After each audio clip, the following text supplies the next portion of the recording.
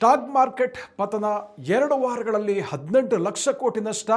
ಹೂಡಿಕೆದಾರರು ಏನು ಮಾಡಬೇಕು? ನಮಸ್ಕಾರ ವೀಕ್ಷಕರೇ, ನೀವು ನೋಡ್ತಾ ಇದ್ದೀರಾ ವಿಶ್ವವಾಣಿ ಮನಿ. ನಾವು ಕೇಶವ ಪ್ರಸಾದ್. ವೀಕ್ಷಕರೇ, ಇರಾನ್ ಅಮೆರಿಕ ಇಸ್ರೇಲ್ ಯುದ್ಧ 2ನೇ ವಾರಕ್ಕೆ ಪ್ರವೇಶಿಸಿದೆ. ಕಚ್ಚಾ ತೈಲ ದರ ಏರಿಕೆಯ ಶಾಕ್ಗೆ ಷೇರುಪೇಟೆ ತತ್ತರಿಸಿದೆ. 2026 ಫೆಬ್ರವರಿ 28ರಂದು ಯುದ್ಧ ಆರಂಭವಾಗಿತ್ತು. ಅಲ್ಲಿಂದ ಬಳಿಕ 2 ವಾರಗಳಲ್ಲಿ ಸೆನ್ಸೆಕ್ಸ್ ಮತ್ತು ನಿಫ್ಟಿ 5ರಿಂದ 6% ಇಳಿಕೆ ಆಗಿದೆ. ಹೂಡಿಕೆದಾರರ ಸಂಪತ್ತಿನಲ್ಲಿ 18 ಲಕ್ಷ ಕೋಟಿ ರೂಪಾಯಿ ನೋಷನಲ್ ನಷ್ಟ ಆಗಿದೆ. ಮುಖ್ಯವಾಗಿ ಲೋಹ, ಆಟೋಮೊಬೈಲ್, ಮೂಲಸೌಕರ್ಯ ವಲಯದ ಷೇರುಗಳು ನಷ್ಟಕ್ಕೀಡಾಗಿದೆ. ಹಾಗಾದರೆ ಸ್ಟಾಕ್ ಮಾರ್ಕೆಟ್ ಪತನ ಆದಾಗ ಹೂಡಿಕೆದಾರರು ಏನು ಮಾಡಬೇಕು, ಏನು ಮಾಡಬಾರ್ದು, ಈ ವಿಚಾರಗಳನ್ನು ಈ ಎಪಿಸೋಡ್ ನಾವು ತಿಳ್ಕೊಳ್ಳೋಣ. ವೀಕ್ಷಕರೇ, ಇರಾನ್ ಯುದ್ಧದ ಪರಿಣಾಮಗಳ ಬಗ್ಗೆ 5 ಅಂಶಗಳ ಬಗ್ಗೆ ತಿಳ್ಕೊಂಡು ಏನು ಮಾಡಬಹುದು ಎಂಬುದನ್ನು ನಂತರ ನೋಡೋಣ. ಮೊದಲನೇದಾಗಿ ಸೆನ್ಸೆಕ್ಸ್ ಮತ್ತು ನಿಫ್ಟಿ ಕಳೆದ 4 ವರ್ಷಗಳಲ್ಲಿಯೇ ಕಳಪೆ ವೀಕ್ಲಿ ಪರ್ಫಾರ್ಮೆನ್ಸನ್ನು ಕೊಟ್ಟಿದೆ. ಇಂಡೆಕ್ಸ್ಗಳು 50 ದಿನಗಳಲ್ಲಿಯೇ ಕಳಪೆ ಮತ್ತು 200 ದಿನಗಳ ಮೂವಿಂಗ್ ಎವರೇಜ್ಗಿಂತಲೂ ಕೂಡ ಕಡಿಮೆ ಮಟ್ಟದಲ್ಲಿದೆ. ಎರಡನೇದಾಗಿ ಸೆನ್ಸೆಕ್ಸ್ ಒಂದೇ ದಿನದಲ್ಲಿ 1400 ಅಂಕ ನಷ್ಟಕ್ಕೀಡಾಗಿದೆ. 75,000 ಅಂಕಗಳಿಂದ ಕೆಳಕ್ಕೆ ಇಳಿಕೆಯಾಗಿದೆ. ಮೂರನೇ ಪಾಯಿಂಟ್, ಹೆಚ್ಚು ನಷ್ಟಕ್ಕೀಡಾಗಿರುವ ಷೇರುಗಳಲ್ಲಿ ಮೆಟಲ್ ಸೆಕ್ಟರ್ನಲ್ಲಿದೆ, ಟಾಟಾ ಸ್ಟೀಲ್ ಇದೆ, ಆಟೋಮೊಬೈಲ್ ಸೆಕ್ಟರ್ನಲ್ಲಿ ಮಾರುತಿ ಸುಜುಕಿ ಇದೆ, ಮೂಲಸೌಕರ್ಯ ವಲಯದಲ್ಲಿ LNT ಷೇರುಗಳ ದರ ಇಳಿಕೆಯಾಗಿದೆ. ಸೊ ನಾಲ್ಕನೇದಾಗಿ ಡಾಲರ್ ಎದುರುಗಡೆ ರೂಪಾಯಿ 92.37 ರೂಪಾಯಿಗೆ ಇಳಿಕೆ ಆಗಿರುವಂಥದ್ದು. ಐದನೇದಾಗಿ ಈ ಯುದ್ಧದ ಅನಿಶ್ಚಿತತೆ ಮತ್ತು ಇಂಧನ ಪೂರೈಕೆಯ ವ್ಯತ್ಯಯದ ಭೀತಿ ಜಗತ್ತನ್ನು ಕಾಡ್ತಾ ಇದೆ. ಹಾಗಾದರೆ ಹೂಡಿಕೆದಾರರು ಏನು ಮಾಡ್ಬೋದು? ತಜ್ಞರ ಪ್ರಕಾರ ಡಿಫೆನ್ಸಿವ್ ಸ್ಟಾಕ್ಸ್ಗಳನ್ನು ಈ ಸಂದರ್ಭದಲ್ಲಿ ಆಯ್ಕೆ ಮಾಡಿಕೊಳ್ಳುವಂಥದ್ದು ಸೂಕ್ತ ಅಂತ ಹೇಳ್ತಾರೆ. ಏನು ಡಿಫೆನ್ಸಿವ್ ಸ್ಟಾಕ್ಸ್ ಅಂತಂದರೆ ದಿನನಿತ್ಯ ಬಳಕೆಯ ಅಗತ್ಯ ವಸ್ತುಗಳು ಮತ್ತು ಸೇವೆಗಳನ್ನು ಒದಗಿಸುವಂತಹ ಕಂಪನಿಗಳ ಷೇರುಗಳು. ಅವುಗಳಿಗೆ ಸ್ಥಿರವಾದಂತಹ ಬೇಡಿಕೆ ಆದಾಯ ಯಾವತ್ತೂ ಇರುತ್ತೆ. ಅವುಗಳಲ್ಲಿ ವಾಲಟಾಲಿಟಿ ಕಡಿಮೆ. ಯುಟಿಲಿಟಿ, ಹೆಲ್ತ್ ಕೇರ್, ಕನ್ಸ್ಯೂಮರ್ಸ್ ಸ್ಯಾಪಲ್ಸ್ ಇತ್ಯಾದಿ ವಲಯದ ಷೇರುಗಳು ಇದರಲ್ಲಿ ಬರುತ್ತೆ. ಸೊ ಇವುಗಳು ಈ ನಾನ್ ಸೈಕ್ಲಿಕಲ್ ಸ್ಟಾಕ್ಸ್ ಆಗಿರುತ್ತೆ. ಇಕನಾಮಿಕ್ ಸೈಕಲ್ಸನ್ನು ಅವುಗಳು ಹಿಂಬಾಲಿಸಲ್ಲ. ಮಾರುಕಟ್ಟೆ ಏರಿಳಿತಕ್ಕೆ ಲೆಸ್ ಸೆನ್ಸಿಟಿವ್ ಆಗಿರುತ್ತೆ. ರಿಸೆಷನ್ ಪ್ರೂಫ್ ಆಗಿರುತ್ತೆ. ನಿರಂತರವಾಗಿ ಡಿವಿಡೆಂಡ್ ಕೂಡ ಸಾಮಾನ್ಯವಾಗಿ ಕೊಡ್ತಾ ಇರುತ್ತೆ. ಸೊ ಹೂಡಿಕೆದಾರರು ಹೇಗಿರಬೇಕು, ಏನು ಮಾಡಬೇಕು? ಸ್ಟಾಕ್ ಮಾರ್ಕೆಟ್ ಪತನದ ಸಂದರ್ಭ ಹೂಡಿಕೆದಾರರು ಶಾಂತಚಿತ್ರ ಆಗಿರಬೇಕು. ಭಾವುಕರಾಗಿ ಗಡಿಬಿಡಿಯಿಂದ ಆತುರದಿಂದ ನಿರ್ಧಾರ ತಗೊಳ್ಕೊಳ್ಬಾರ್ದು. ಮಾರುಕಟ್ಟೆಗಳು ಪತನದ ಬಳಿಕ ಚೇತರಿಕಿಸುತ್ತೆ. ಮ್ಯೂಚುವಲ್ ಸಿಪ್ ಹೂಡಿಕೆದಾರ ಏನು ಮಾಡಬೇಕು? ಸಿಪ್ಗಳನ್ನು ನಿಲ್ಲಿಸಬಾರ್ದು, ಅವುಗಳನ್ನು ಮುಂದುವರಿಸಬೇಕು. ಸೂಚ್ಯಂಕ ಕುಸಿದಾಗ ಅವರ ಹೂಡಿಕೆಗೆ ಹೆಚ್ಚು ಯೂನಿಟ್ ಸಿಗುತ್ತೆ. ಮಾರುಕಟ್ಟೆ ಏರಿದಾಗ ಅವುಗಳಿಗೆ ಹೆಚ್ಚು ಬೆಲೆ ಬರುತ್ತೆ. ಆದ್ದರಿಂದ ಸಿಪ್ಪನ್ನು ಕಂಟಿನ್ಯೂ ಮಾಡಿ. ಎರಡನೇದಾಗಿ ಕಡಿಮೆ ಬೆಲೆಗೆ ಉತ್ತಮ ಗುಣಮಟ್ಟದ ಷೇರುಗಳನ್ನು ಖರೀದಿಸಿ ಇಟ್ಕೊಳ್ಳಿ. ಅದು ಜಾಣ್ಮೆಯ ನಡೆ ಆಗಿರುತ್ತೆ. ನಿಮ್ಮ ಪೋರ್ಟ್ಫೋಲಿಯೋವನ್ನು ರೀಬ್ಯಾಲೆನ್ಸ್ ಮಾಡಿಕೊಳ್ಳಿಕ್ಕೆ ಇದು ಸಕಾಲ. ನಿಮ್ಮ ಹಣಕಾಸು ಗುರಿಗಳನ್ನು ರಿವ್ಯೂ ಮಾಡಿಕೊಳ್ಳಿ. ಅದೇ ರೀತಿ ಸ್ಟಾಕ್ ಮಾರ್ಕೆಟ್ ಪತನ ಆದಾಗ ಹೂಡಿಕೆದಾರರು ಏನು ಮಾಡಬಾರ್ದು ಅನ್ನುವಂಥದ್ದು ಅಷ್ಟೇ ಮುಖ್ಯ. ಮೊದಲನೇದಾಗಿ ಪ್ಯಾನಿಕ್ ಸೆಲ್ಲಿಂಗ್ ಮಾಡಬಾರ್ದು. ಭಯ ದೊಡ್ಡ ಮಿಸ್ಟೇಕ್ಸ್ಗೆ ಕಾರಣ ಆಗುತ್ತೆ. ತಾತ್ಕಾಲಿಕವಾಗಿ ಪೇಪರ್ ಲಾಸ್ ಅಥವಾ ನೋಷನಲ್ ಲಾಸ್ ಆಗಿರ್ಬೋದು, ಮತ್ತೆ ಚೇತರಿಸುವಂಥ ಅವಕಾಶ ಇದ್ದೇ ಇರುತ್ತೆ. ಸಿಪ್ಪುಗಳನ್ನು ಯಾವ ಕಾರಣಕ್ಕೂ ನಿಲ್ಲಿಸಬಾರ್ದು. ಸೊ ಅಮೇರಿಕದ ಖ್ಯಾತ ಹೂಡಿಕೆದಾರ ವಾರನ್ ಬಫೆಟ್ ಅವರು ಮಾರುಕಟ್ಟೆ ಕುಸಿದ ಸಂದರ್ಭ ಏನು ಮಾಡಬೇಕು ಎಂಬುದನ್ನು ಭಾಳ ಚೆನ್ನಾಗಿ ವಿವರಿಸಿದ್ದಾರೆ. ಅವರು ಹೇಳ್ತಾರೆ, B fearful when others R greedy, greedy when others R fearful.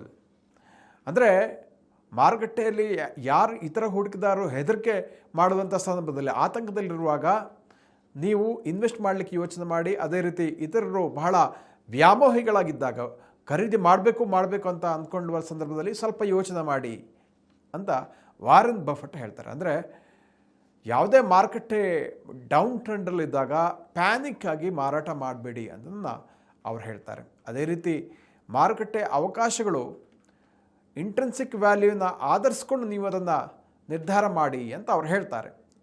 ಅದೇ ರೀತಿ ಪ್ಯಾನಿಕ್ ಸೆಲ್ಲಿಂಗನ್ನು ಕೂಡ ಮಾಡಬೇಡಿ ಅಂತ ಹೇಳ್ತಾರೆ. ಅಂದರೆ ಭಯಕ್ಕೆ ಬಿದ್ದು ಇನ್ನೇನೋ ಇಮೋಷನಲ್ ಬಿಹೇವಿಯರ್ಗೆ ಒಳಗಾಗಿ ಮಾರುಕಟ್ಟೆ ಕ್ರ್ಯಾಶ್ ಆದಾಗ ಅನೇಕ ಮಂದಿ ಮಾಡ್ತಾರೆ.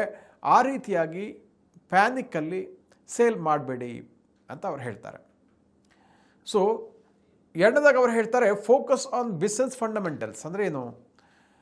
ಯಾವುದೇ ಒಂದು ಕಂಪನಿಯ ಪ್ರೈಸ್ ದರ ಡ್ರಾಪ್ ಆದಾಗ ಆತರಕ್ಕೆ ಬಿದ್ದು ಭಯಕ್ಕೆ ಬಿದ್ದು ಮಾರಾಟ ಮಾಡೋದ್ರ ಬದಲಿಗೆ ಆ ಕಂಪನಿಯ ಲಾಂಗ್ ಟರ್ಮ್ ವ್ಯಾಲ್ಯೂ ಏನು, ಅದು ಯಾವ ಬಿಸ್ನೆಸ್ ಮಾಡುತ್ತೆ, ಬಿಸ್ನೆಸ್ ಮಾಡೆಲ್ ಹೇಗಿದೆ, ಅದರ ಫಂಡಮೆಂಟಲ್ಸ್ ಹೇಗಿದೆ ಇತ್ಯಾದಿ ವಿಚಾರಗಳನ್ನು ನೀವು ಗಮನಿಸಿ ಅಂತ ಹೇಳ್ತಾರೆ. ಸೊ ಅದೇ ರೀತಿಯಾಗಿ ಇನ್ವೆಸ್ಟರ್ಸು ಏನು ಮಾಡಬೇಕು, ಫಂಡಮೆಂಟಲ್ನ ಅರ್ಥ ಮಾಡಿಕೊಂಡು ಮಾತ್ರ ಇನ್ವೆಸ್ಟ್ ಮಾಡಬೇಕು. ಕಂಪನಿ ಯಾವ ಕ್ಷೇತ್ರದಲ್ಲಿದೆ, ಅದರ ಆದಾಯ ಯಾವ ರೀತಿ ಇದೆ, ಬಿಸ್ನೆಸ್ ಮಾಡೆಲ್ ಏನಿದೆ, ಇದನ್ನೆಲ್ಲ ಅರ್ಥ ಮಾಡಿಕೊಂಡು ಡೌನ್ ಟ್ರೆಂಡ್ ಇದ್ದಾಗ ಇನ್ವೆಸ್ಟ್ ಮಾಡಲಿಕ್ಕೆ ಒಂದು ಅಪಾರ್ಚುನಿಟಿ ಸಿಗುತ್ತೆ ಅಂತ ವಾರನ್ ಬಫೆಟ್ ಹೇಳ್ತಾರೆ.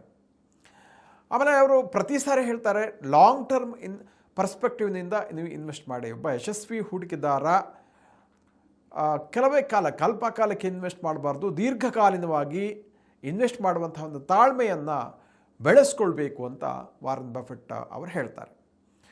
ಇನ್ನು ಭಾರತದ ಖ್ಯಾತ ಹೂಡಿಕೆದಾರ ವಿಜಯ್ ಕೇಡಿಯಾ ಅವರೇನು ಹೇಳ್ತಾರೆ, ಅವ್ರು ಹೇಳ್ತಾರೆ ಪ್ರಿಪೇರ್ ಟು ಬೈ ಅಂತ ಹೇಳ್ತಾರೆ. ಮಾರುಕಟ್ಟೆ ಡೌನ್ ಟ್ರೆಂಡಲ್ಲಿದ್ದಾಗ ಕ್ಯಾಶನ್ನು ಇಟ್ಕೊಳ್ಳಿ ಸಾಕಷ್ಟು, ಸೊ ಒಳ್ಳೆಯ ಆಪರ್ಚುನಿಟಿ ಬಂದಾಗ ಬೈ ಮಾಡಿ ಅಂತ ಹೇಳ್ತಾರೆ. If you have a 4 year long vision then you can buy on the current dips across the mid cap and small cap ಅಂತ ವಿಜಯ್ ಕೇಡಿ ಅವರು ಹೇಳಿದ್ದಾರೆ. ಅಂದರೆ ಮಿಡ್ ಕ್ಯಾಪ್ ಮತ್ತು ಸ್ಮಾಲ್ ಕ್ಯಾಪ್ನಲ್ಲಿ ನೀವು ಕಂಪನಿಯ ಫಂಡಮೆಂಟಲ್ ನೋಡಿಕೊಂಡು ಇನ್ವೆಸ್ಟ್ ಮಾಡಲಿಕ್ಕೆ ಆಗ್ಬೋದು ಅಂತ ಅವ್ರು ಹೇಳ್ತಾರೆ.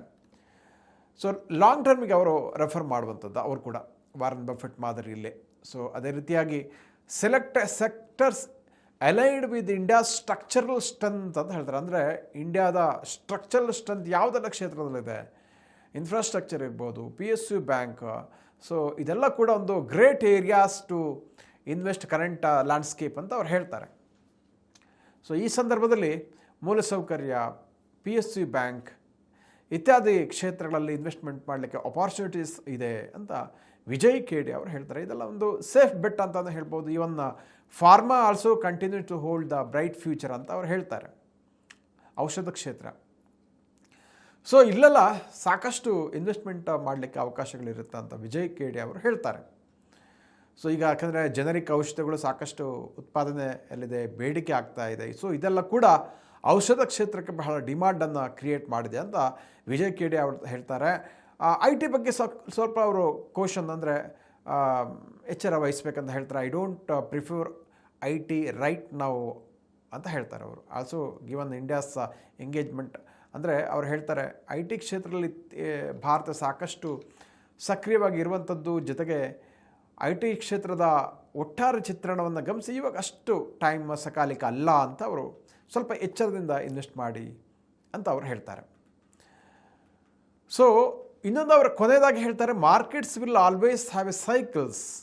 Bull markets create weak investors and bear markets create smart ones ಅಂತ ಹೇಳ್ತಾರೆ. ಅಂದರೆ ಈ ಮಾರ್ಕೆಟಲ್ಲಿ ಯಾವತ್ತೂ ಕೂಡ ಬುಲ್ ಮಾರ್ಕೆಟ್ ಇದ್ದಾಗ ವೀಕ್ ಇನ್ವೆಸ್ಟರ್ಸ್ ಕ್ರಿಯೇಟ್ ಆಗ್ತಾರೆ, ಅದೇ ರೀತಿ ಕರಡಿ ಕುಣಿತಾ ಇದ್ದಂಥ ಸಂದರ್ಭದಲ್ಲಿ ಸ್ಮಾರ್ಟ್ ಒನ್ ಆಗಬೇಕು ಅಂತ ಅವ್ರು ಹೇಳ್ತಾರೆ. ಅಂದರೆ ಅಗೇನ್ ಅವರು ಕೂಡ ಫಂಡಮೆಂಟಲ್ ಆಗಿ ಚೆನ್ನಾಗಿರುವಂಥ ಸ್ಟಾಕ್ಗಳಲ್ಲಿ ಇನ್ವೆಸ್ಟ್ಮೆಂಟ್ ಮಾಡಲಿಕ್ಕೆ ಹಿಂದೆ ಬಂದು ನೋಡಬಾರ್ದು ಅಂತ ಅವರು ಒಂದು ಸಲಹೆಯನ್ನು ಕೊಡ್ತಾರೆ. ವೀಕ್ಷಕರ, ಇಂತಹ ಮತ್ತಷ್ಟು ಉಪಯುಕ್ತ ವಿಡಿಯೋಗಳಿಗೆ ವಿಶ್ವವಾಣಿ ಮನಿ ಯೂಟ್ಯೂಬ್ ಚಾನಲನ್ನು ವೀಕ್ಷಿಸಿ ಮತ್ತು ಸಬ್ಸ್ಕ್ರೈಬ್ ಮಾಡಿ.